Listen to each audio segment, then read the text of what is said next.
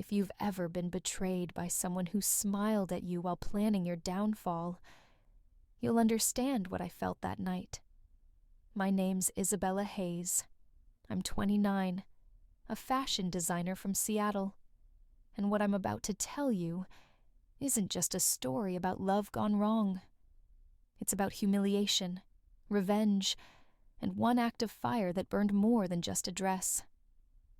The night it happened, I was standing in front of a mirror in my studio, surrounded by white silk and lace. My wedding dress, my creation, was everything I'd dreamed of since I was a little girl, stitching scraps of fabric together for my dolls. Every bead, every thread, every fold of satin was my own work. It wasn't just a gown.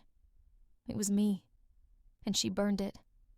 Her name was Victoria Hale, my soon-to-be mother-in-law, a woman who smiled too wide and hugged too tightly, the kind who complimented you with daggers hidden behind every word. From the first day I met her, I could tell. She didn't want me marrying her son, Ethan. Ethan Hale was the golden boy, the kind of man who looked like he was born to make promises. Tall, calm, collected. He had that quiet charm people fall for too easily. And I did. I fell hard. We met at a charity gala 3 years ago. I had just launched my first boutique, and he was there on behalf of his family's architecture firm, Hale and Company. He told me he admired my fearless elegance. I laughed at the line, but I remembered it, because he meant it. Or at least, he looked like he did. For a long time, everything felt like a fairy tale.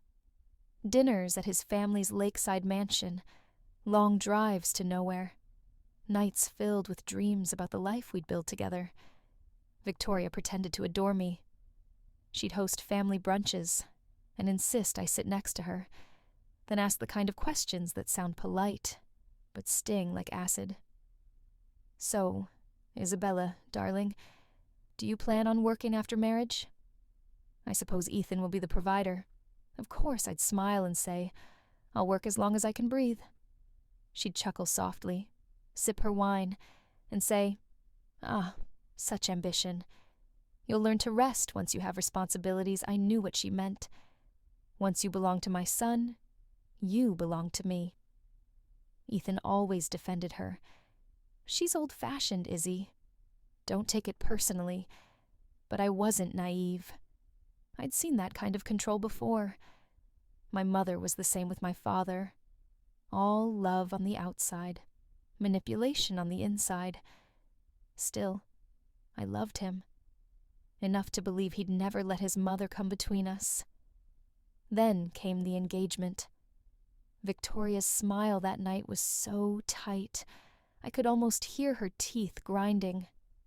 She hugged me, whispered welcome to the family, and handed me a diamond bracelet that wasn't my style. Later, I found out it used to belong to Ethan's ex. That was the first red flag. But the real storm came weeks before the wedding. Little things started changing. Ethan getting distant, calls unanswered, his mother suddenly managing our guest list.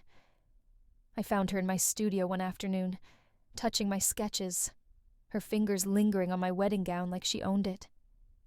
"This is lovely," she said, "but it's a bit excessive, don't you think? Men like Ethan prefer simplicity." That was her last warning. The day before the wedding, she came to the venue under the excuse of finalizing decorations. I was there alone, doing last-minute fittings. She walked in, humming softly, her perfume thick in the air. "You're still wearing that dress?" she asked. I smiled. "It's my wedding dress, Mrs. Hale." Her eyes glinted. "Not yet, dear." Before I could react, she flicked her lighter, one tiny spark, and the hem of my gown caught fire. The smell of burning silk filled the room. The flames climbed faster than I could move. My creation, my dream, turned to smoke in seconds, and Victoria just stood there, smiling. "You can't marry my son now," she whispered. I didn't scream. I didn't cry. I just stared at her, at the fire reflected in her eyes, and said quietly, "You have no idea what you just did." Because she didn't know the truth. She didn't know the ceremony wasn't tomorrow. She didn't know I'd already married her son. 3 days earlier, in a courthouse, with 2 witnesses and a lawyer. I was already Mrs. Hale, and she had just declared war on her own daughter-in-law the morning after the fire. I didn't cry. I didn't even look at the ashes. I just brewed my coffee, sat by the window, and watched the smoke from my burned gown rise outside, like a ghost of what used to be. Ethan called, his voice calm, like nothing had happened. Mom said there was an accident. Are you okay? An accident. That word made me laugh. Not out loud. Just that bitter kind of laugh that happens when someone calls your betrayal a coincidence. "I'm fine," I said. "Tell her I'll see her tonight." He hesitated. "Tonight?" "Yes," I said sweetly. "I have something to return."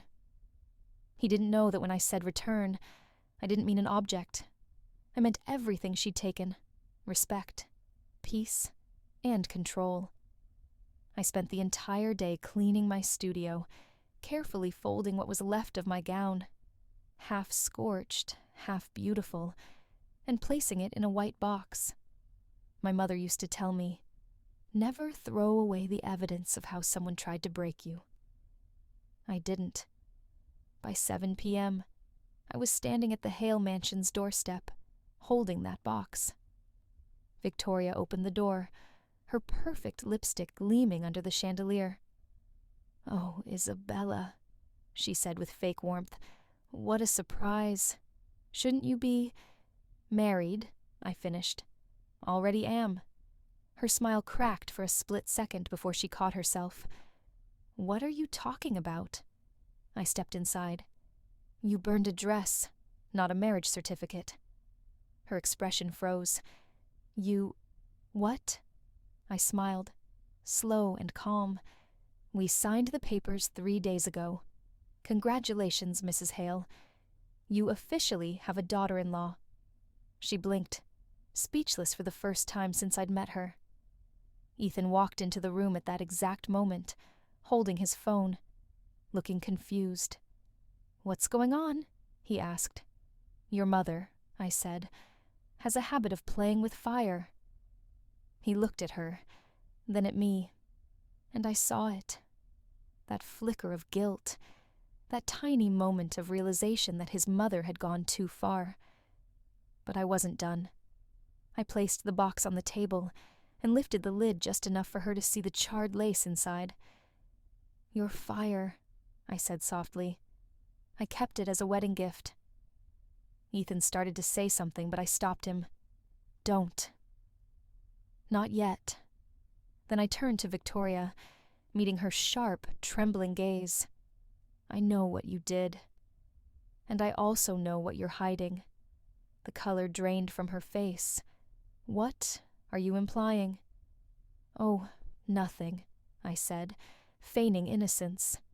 "Just that it must be exhausting keeping secrets from your husband, especially the ones involving hidden accounts in his company's name." Her breath hitched.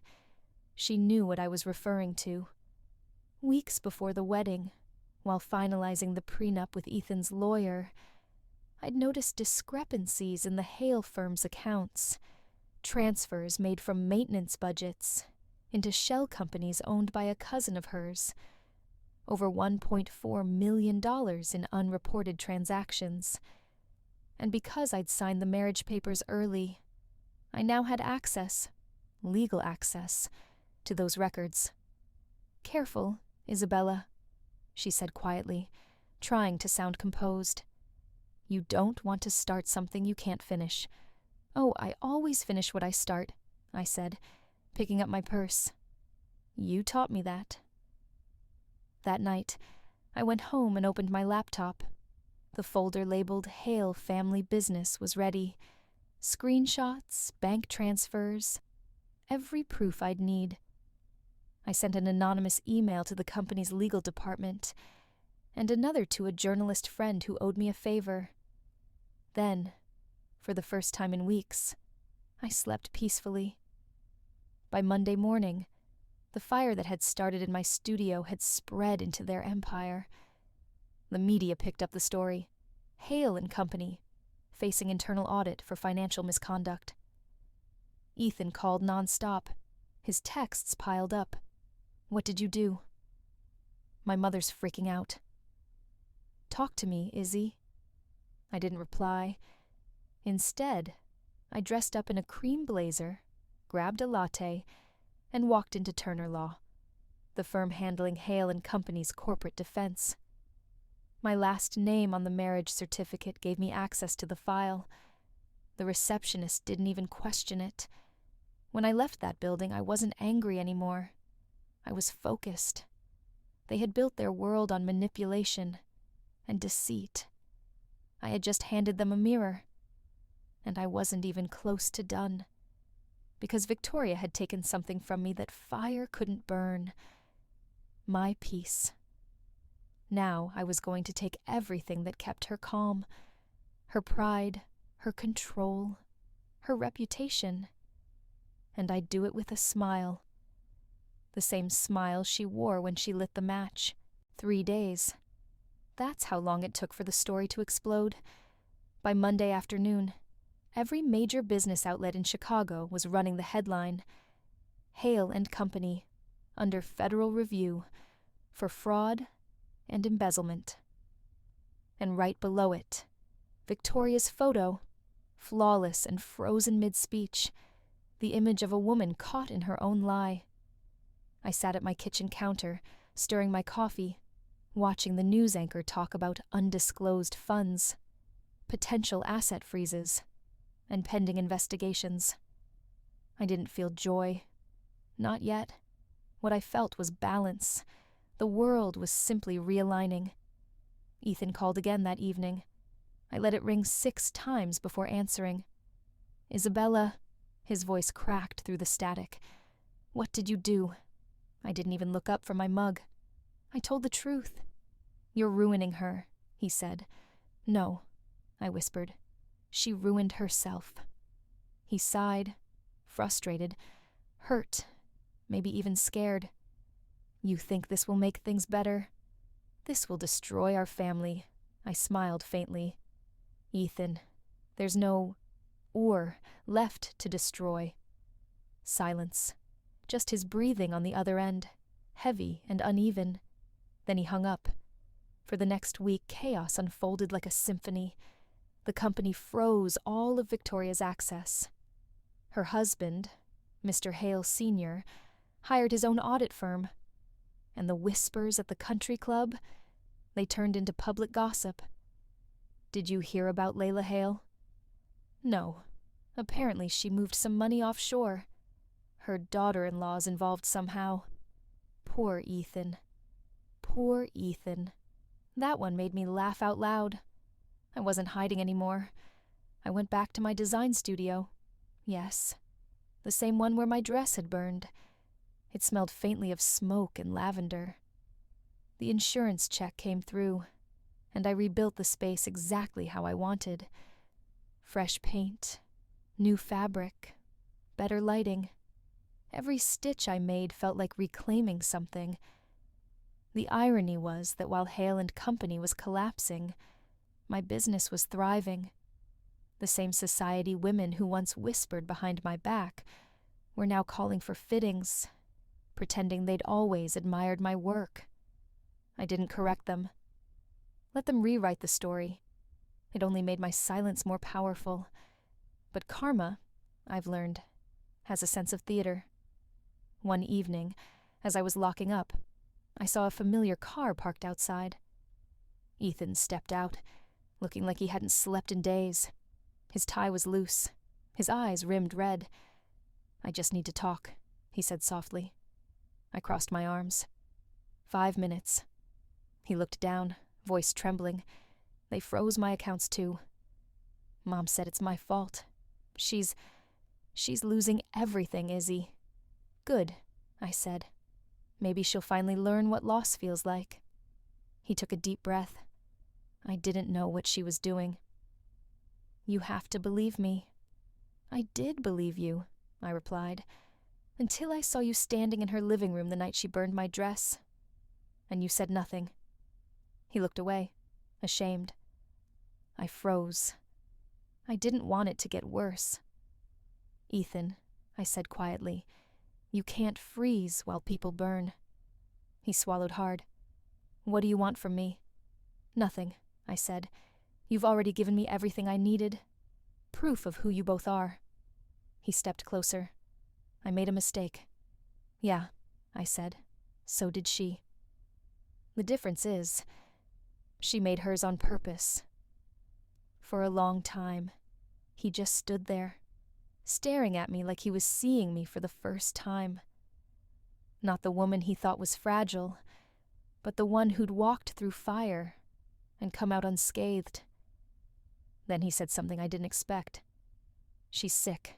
I frowned. What? She's been having panic attacks. Can't sleep. The board wants her gone. She keeps saying you planned this for years. I tilted my head. Maybe I did. His jaw clenched. You didn't. No, I said softly. But she did. The day she lit that match. He didn't argue. He just nodded, defeated. You've changed. I had to, I said. You both taught me how. He left without another word. That night, I sat by the window again, watching the rain tap against the glass. Revenge doesn't feel like fireworks. It feels like quiet thunder. Distant. Necessary. Inevitable. I poured myself a glass of wine and thought about Victoria, a woman who'd spent her life controlling everyone around her. She'd burned my dress thinking it would erase me. Now, the same fire had taken her crown. But I wasn't finished.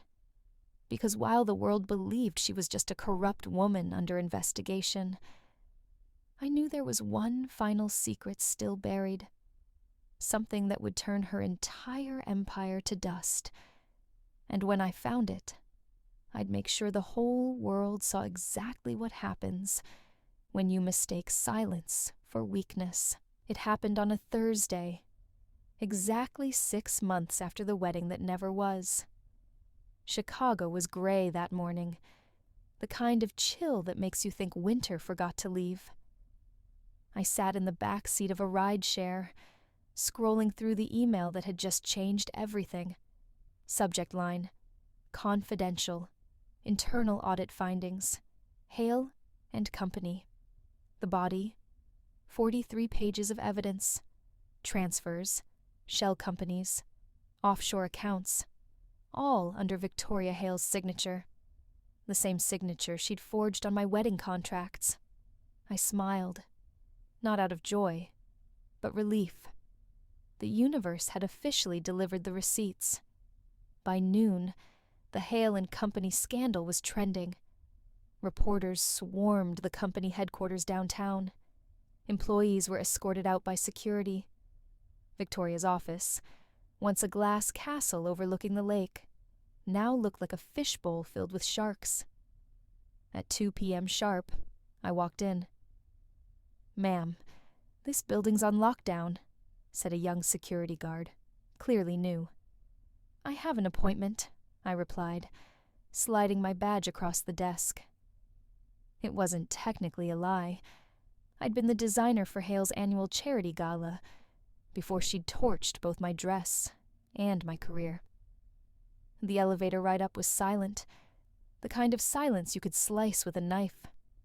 When the doors opened, I saw her, Victoria Hale, sitting behind her massive oak desk, mascara smudged, phone lighting up every few seconds. She looked smaller than I remembered.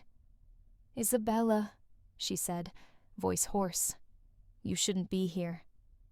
"I shouldn't have been burned alive in Toul either," I said calmly. Her eyes flickered. Shame. Anger. Maybe both. "You got what you wanted," she snapped. "They're taking everything from me."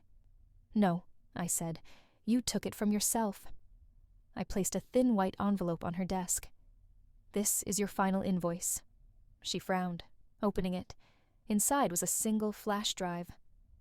"What's this?" "The video footage," I said softly. "From your warehouse cameras. The night of the fire." Her face drained of color. "You wouldn't—" "Oh, I already did," I said. "Channel 5 is airing it at 6. They called it the Heiress and the Matchstick."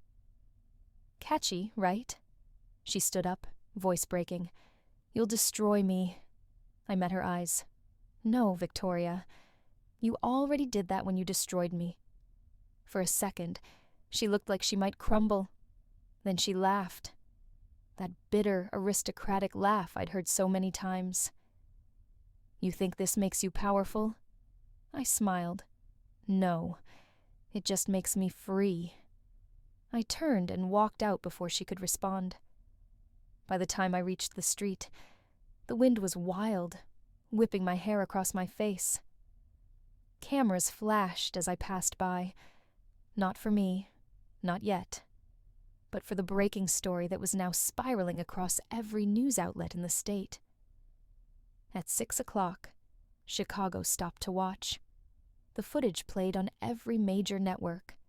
Victoria Hale, standing in her private storage room, lighter in hand, laughing as fabric burned. The same footage she thought she'd deleted. The same footage I'd quietly backed up to the cloud the night before she fired me. The internet exploded. #Matchstick Heiress trended for a week. Stock value dropped by 63% in 24 hours. Her husband filed for separation. The board expelled her, and the woman who once called me irrelevant was suddenly the most relevant cautionary tale in the country.